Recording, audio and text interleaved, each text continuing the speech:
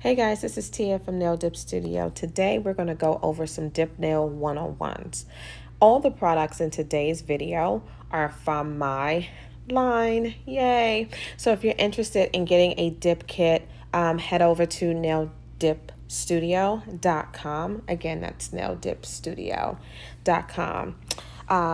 So in today's video, I want to focus on where you should begin your initial dip, and how to determine where that placement is. So right here, I'm going to take my nail and bend it back with my other finger. And I want you to sort of pay attention to, see my nail, how it went white? Like, see how it went a lighter white and then it goes back to red? That's my weak point. Okay, that's my weak point on that particular nail. Okay, so that's where you should start your dip. So I would do each finger like that.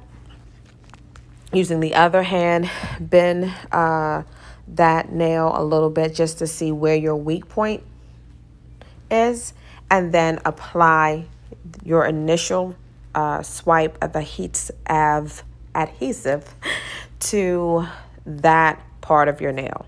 Okay, and every nail may vary. Okay, so your pinky may be in the middle. In the middle. Your ring finger may be further at the front.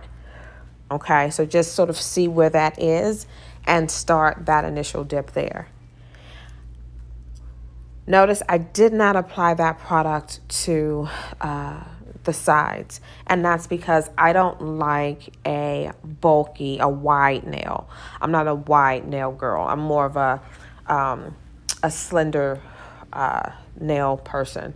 I don't like the whiteness, but if that is your thing, then go ahead and apply the product on the side so that you get the build out that you want. Okay.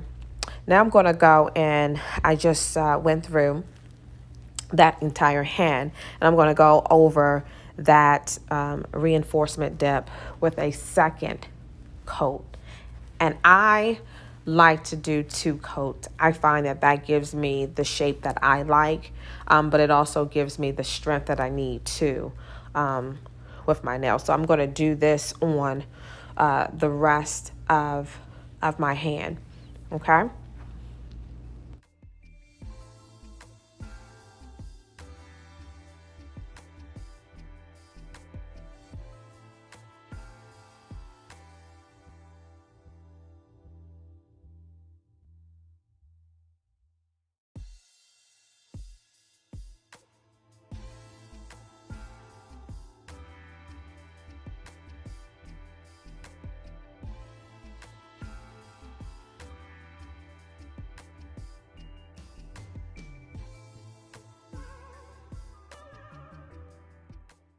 Now I'm just finishing with my last second coat of my reinforcement dip, and now I'm going back over to each individual finger and tapping off the extra powder. That's just the thing that I like to do. I am now going to grab my brush and dust off any additional powder that did not come off. And all of my dip kits that if you get a dip kit with the essential finishing tools, then that brush will be included in that package. Okay. Right here, I'm showing you basically the build up.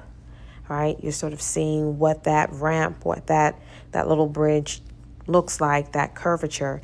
And notice that I could not bend my finger as far down as I did in the beginning without the product. And so again, that's important because I've noticed so if you've ever been in a situation where like you've kind of hit your hand, but you were anticipating that pain, and when the pain didn't come, you were like, oh, damn, okay. Oh, okay. Because you just instantly knew that's going to hurt. Well, oftentimes if you're wearing acrylic, and you have proper acrylic placement, you will reduce those little hiccups, and you'll have less, bruising or soreness or whatever with your hands, because you would have reinforced each finger at its weakest point. Okay, so I'm going to keep applying my adhesive. Always remember to cap off your free edge. Okay, I've said that time and time and time again, every video. That's the key to your nails not lifting. It is cap off that free edge, dip, not a lot. We do thin, even strokes. Dip. It will stop your nails from lifting. It will give you the longevity that you want. Like if you want to go 3 weeks, because I normally do my nails, if I'm not like on a video shooting schedule, I normally do my nails like every 3 weeks. That's just because the product lasts and I'm not having lifting issues or anything like that. It's just, they've grown out. So be mindful to cap your free edge, okay? I'm going to let you watch this clip and I'll be back.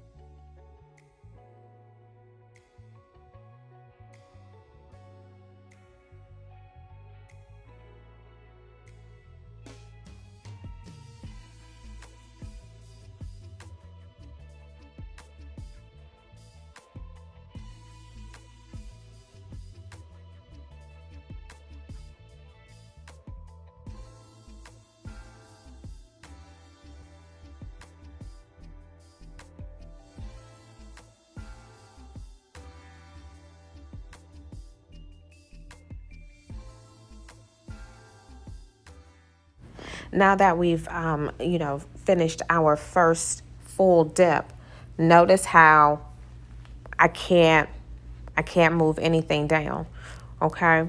And that's proper product placement. And so now I'm going to go in with my second full layer, and I am going to thin layers. Take your time. It's not a rush. You don't, have to rush through this, but you want to make sure you're getting a nice even coat and dip. And I like to double dip just to really make sure that the powder is really adhering to the adhesive.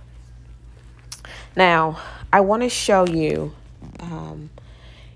if you notice how that nail, okay, so you see that little space right there between the cuticle and the beginning of the sort of reinforcement dip, that little gap. When you're using dip powder, I have sort of 2 staples that I sort of follow before I can really say that I'm finished with my nails. The one is, does my curve, my apex, is it in the right placement?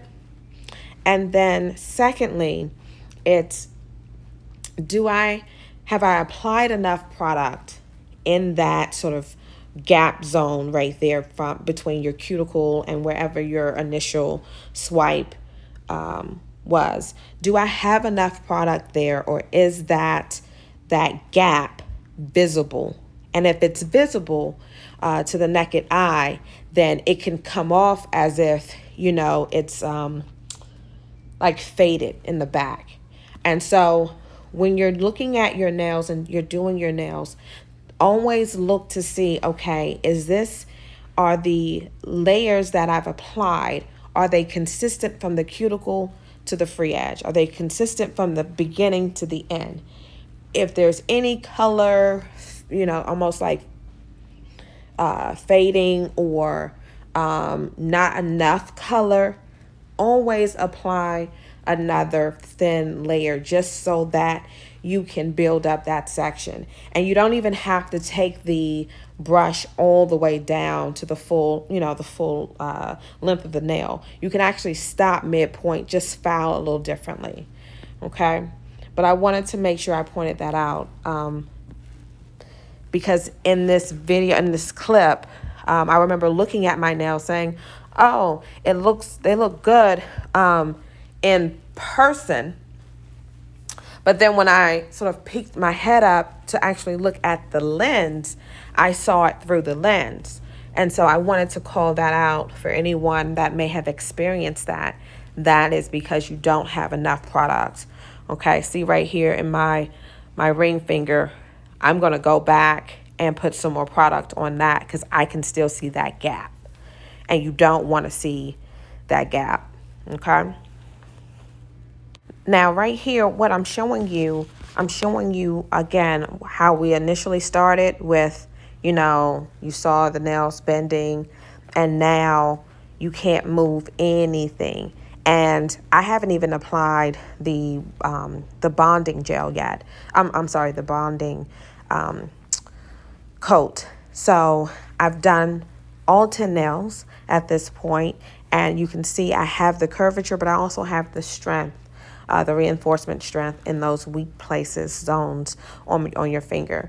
And so I thought, yeah, this would be a good video for someone. I'm going to file, buff, and shape. And you can just sort of see how I do it. Again, always using the 180 side of my fingernail file. I have an E-file, but I don't necessarily always use, I like, I'm old school with it. So I still like using the file. But I wanted to show you again, just filed everything, shaped everything, nice and thin, yet strong. And it's just bomb. That shade right there, that's called Girl Code. Okay. And she is available on the website. All right. You can't even move that thing with a brush and it's so thin. Ooh. Okay. So yeah, hopefully this video was helpful. Again, the website is up. Thank you so much for your support. Thanks for watching. Don't forget to subscribe. And until we meet again, keep dipping. Bye.